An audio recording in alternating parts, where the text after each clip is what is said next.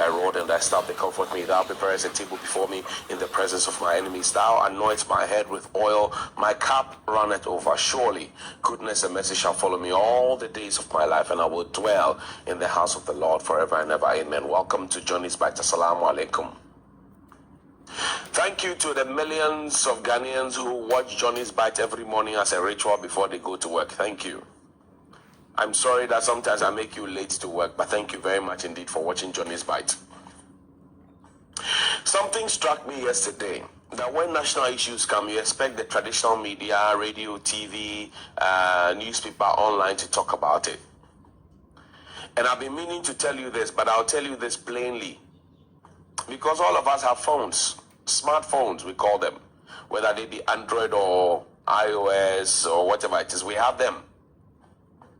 Now, once you have your phone, it means that you are part of new media, because you are linked on to Facebook or Twitter or WhatsApp or Instagram or YouTube or whatever it is. You have created an account. You want traditional media, people like Johnny Hughes, to be talking about the things that matter to you. But for example, touch wood, if an accident breaks here now, if an accident happens now, we all rush there. Even before traditional media is able to put it on TV as breaking news, you would have been able to put it on your Facebook, WhatsApp, Instagram, wherever it is, as news. You'd have posted it already. So now essentially you are part of the media. I told you the media agenda. There are three things. Where there is no public opinion, the media helps to form the public opinion. Where there's public opinion is scattered, the media helps to shape it. And where there's public opinion and it is pointed, you publish it. So when somebody says somebody is an agenda journalist, you ask yourself, does the person understand agenda setting, priming, and framing? They don't. They are just follow back. So they don't read, they don't learn, they don't do nothing. But the bigger conversation this morning is that you also have a platform. Back in the day before the 1995, 1996, when media pluralism came in, before all these things that we use now, Facebook, WhatsApp, Instagram, whatever it is, TikTok, there was nothing like you being able to, you had to listen into GBC, Radio 1 and 2. So today you have a platform. Now your platform that you have is also a very, very important tool. Tweet at us at Johnny's Bite. Tweet at us now. It's important. So you have to be part of active society. That's the first one I'm saying. And the second one I want to talk to you about this morning is that the IGP, George Dampare, Akuffo Dampare, Dr. George Akuffo Dampare, he opened what we call a cold case unit. Oliver, pull that up for me. A cold case unit. What is a cold case? Matters that are lingering for a long time, maybe people have died, whatever it is, that you might have to minimize it a bit so people can see a Dampare well. This is George Akuffo Dampare. He says he set up a cold case unit to look into cold murders. Right? The Ghana Police Service has set up a cold case unit under the Criminal Investigations Department to deal with cases, particularly unresolved homicide. This came to light during the Inspector General IGP Dr. Akuffo Dampare's maiden engagement with editors and news editors of media establishment at the National Police Headquarters in Accra yesterday. This was on the 6th of November 2021. We are in March 2022. Have we made any success? Who killed Feneth Kotri? Who killed JB Dankwedu? Who killed Nenachre Benta? Who killed Roger Kubsing? So many unresolved murders. So it's not about and I say this is not about social media talk. Because the CID boss invited us and told us, held us a press conference and told us what they are going to do with the cold cases and the cases, blah, blah, blah, blah, blah, blah, blah. Who killed Abel Swale? Who killed them? That's the job of the police, to investigate and tell us who killed who. Have the police been able to tell us who killed who after setting up this cold case unit under the CID? Who killed who? Once you don't solve the murders, it emboldens people to be able. Having the temperature outside increase by 50 degrees, that's a bad idea. But having your investment increase by 50%, that's right what you need. With Optra Effects, you are able to do some more dangerous things. Now we are learning that your own police people are killing your own policemen. And I told the IGP last week that you were the head of administration and in charge of training as for you, IGP, Dampare, you. These are people who were recruited under your watch. You might not have been the IGP who was appealed to later, but it is you. You are in the chair now. I like the fact that you are trying to build a positive image for the police. That's fine. But I'm saying that so many are resulted in 8 years since Penocotri died. Openya that day, he was vociferous on TV. I remember him speaking his impeccable Ekrapim tree. Somebody killed him. Who killed him? You set up a cold case unit, and then what? So I'm just saying good morning to you this morning. Now, while I say good morning to you, I also say good morning to the Office of the President. Good morning to Mr. Jinapor, who is our Minister for Lands and Natural Resources. Good morning to Mr. John Alote of the Forestry Commission. Pull that story up for me. They say 2,000 cattle, according to Modern Ghana, Ajafor and his team, unless they are telling lies, I doubt they would. They say 2,000 cattle have consumed green Ghana trees in Bono region. Somebody stood and counted 2,000 cattle destroying green Ghana trees, but could not count the number of trees that the 2,000 cattle destroyed. Ridiculous. Somebody stood and counted 2,000 trees. Pull up it. This man, I know this man. I planted trees with him in Tamale. This man is nowhere connected in any way to green Ghana. Nowhere connected to Green Ghana. But anytime Green Ghana programs happen, they use this picture, whatever it is, I don't know. But I'm saying, you said 2,000 cattle consume green Ghana trees in the Bono region. You stood and counted 1, 2, 3, 4, 5, up to 2,000 cattle. You have not told us who owns the cattle. You have a national security, you have an NIB, you have whatever it is to investigate. Because when the go cattle raid happens, you tell us who owns the cattle. How is it that you are able to tell us that 2,000 cattle destroy trees? You stand and count the cattle, 1, 2, 3, 4, 5, 2,000. But you can't tell us how many trees they destroyed. And you see, it even gets more murkier when the president launched this year again that we're going to plant even more trees than we planted in the past. Put that thing for me. We spent 12 million Ghana cedis planting trees last year. The same people who are planting trees now and spending 12 million cedis of our money when they say we are broke are the same people who complain about Sada and Jida. Abu Jinapor complained about it. President Akuffo complained about it. John Alote complained about it. Sir John, bless his soul, complained about it. 12 million Ghana cedis. You said you bought 7 million seedlings. And you planted 5 million seedlings. Now, any ordinary level 100 person who is research based will say, I spent 12 million. I bought 7 million seedlings. I planted 5 million. Now, this is the analysis. I planted here, even from TV3 to Circle. I planted 1, 2, 3, 4, 5, 6, 7, up to 30 trees. Out of the 30, 10 died. 5 survived.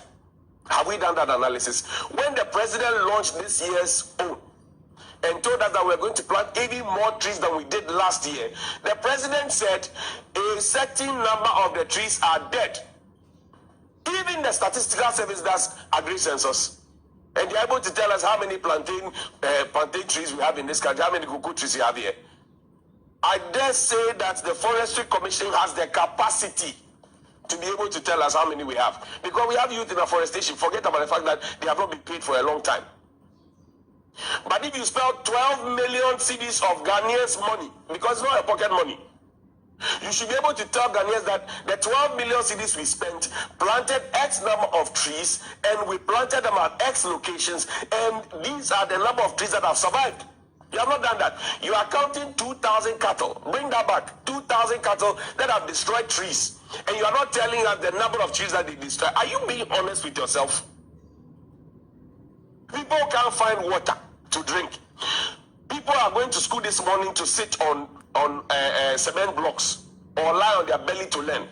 People have bad roads. People can't feed. Somebody has been detained in the hospital this morning because they couldn't pay their bills. You are spending 12 million of our money, and I agree. SDG go what? Is it go 12? Environmental action. Fantastic. Go 13, sorry. Go 13. I fell in love with it. Fantastic. Let's preserve, let's conserve the environment. But while we are at it, Monday, today, World Rivers Day. What is the state of our rivers? I told you earlier that, look, the President of the Republic set up an interministerial or a committee of ministers to look at how we're fighting galamsey. This is it. The President is the co-chair, UN co-chair on SDGs. Take urgent action to combat climate change and its impact. So when we said we're going to plant trees, I say, hallelujah. But you cannot plant trees and not be accountable. You can't spend Ghanaians' money to plant trees and not be accountable. This year you have launched that you plant more trees, which means you are going to spend more money.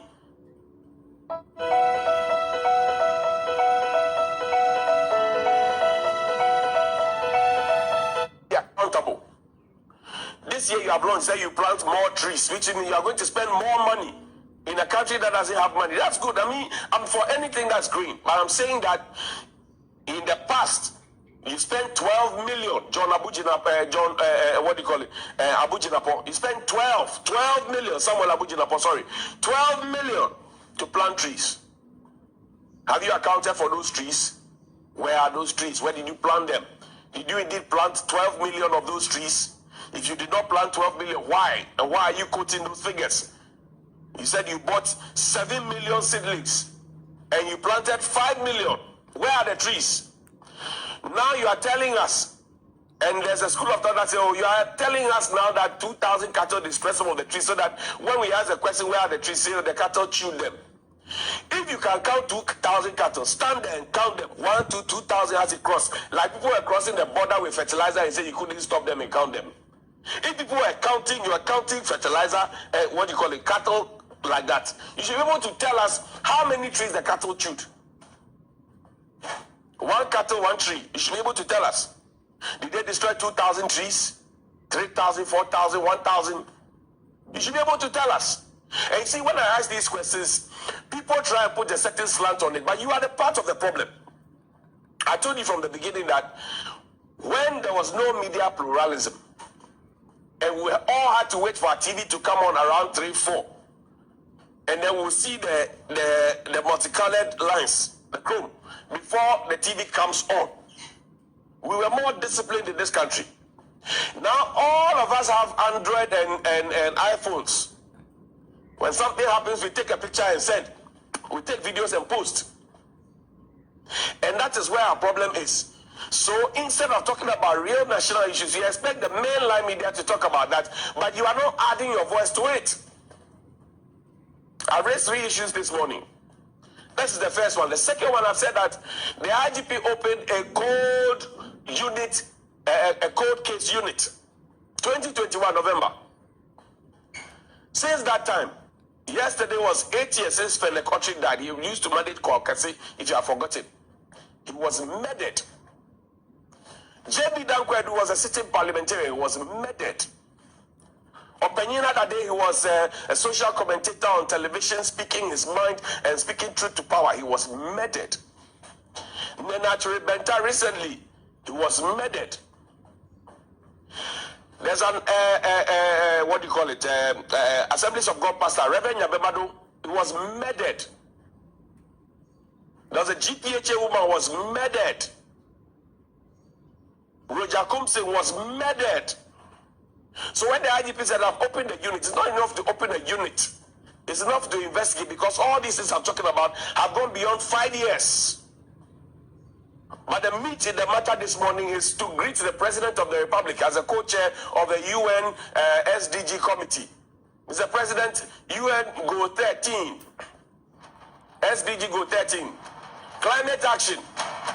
You have planted trees, and they led you again to the Accra International Conference Center to go and again launch it. You are launching tree planting projects in an air-conditioned room. Do you see the discrepancy? You have not told us how many trees we planted in the past, how many have survived. But you are happy to, before you start the planting for this year, tell us that 2,000 cattle have destroyed trees, and you are not able to tell us how many trees or how much it cost us.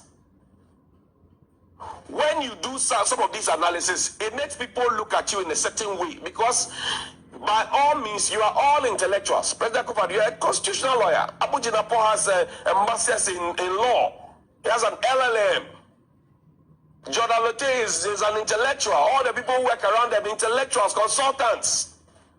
So when you say you have planted trees, people can't find food to eat. You say you have spent the money to plant trees. You should be able to account to them and to tell us why it is important for us to plant trees the next time. Do a small documentary. You all do Facebook posts and tell people I was excited to have visited A, B, C, D, blah, blah, blah, blah, blah, blah, blah. You tell us. That's what you tell us. Jinapor, you were deputy chief of staff. There was a 10-member committee on interministerial committee. Good morning.